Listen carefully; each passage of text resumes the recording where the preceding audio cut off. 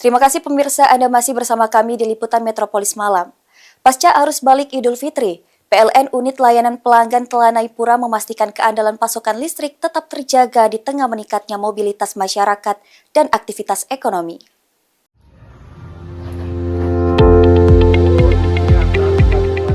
Kondisi arus balik menjadi fase krusial karena kebutuhan listrik meningkat di berbagai sektor, mulai dari rumah tangga, fasilitas umum, hingga pelaku usaha. Untuk itu, PLN memperkuat kesiapan operasional melalui inspeksi menyeluruh dan pengecekan berkala peralatan sebagai langkah preventif.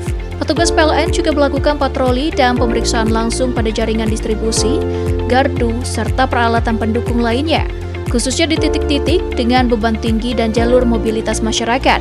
Personil disiagakan untuk memastikan respons cepat apabila terjadi gangguan. Selain itu, PLN Telanai Pura menyiagakan personil, teknis, serta memastikan seluruh peralatan operasional dalam kondisi siap pakai dan sesuai standar pengecekan alat pelindung diri juga dilakukan secara ketat untuk menjamin keselamatan petugas di lapangan.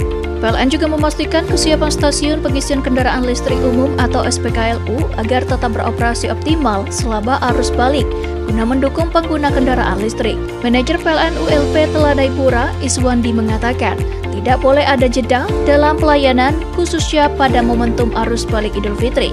Ia menegaskan PLN memastikan listrik tetap menyala serta SPKLU siap digunakan agar masyarakat dapat beraktivitas dengan aman dan nyaman. PLN juga terus memperkuat budaya keselamatan kerja melalui briefing rutin dan pengawasan lapangan untuk mengantisipasi potensi risiko.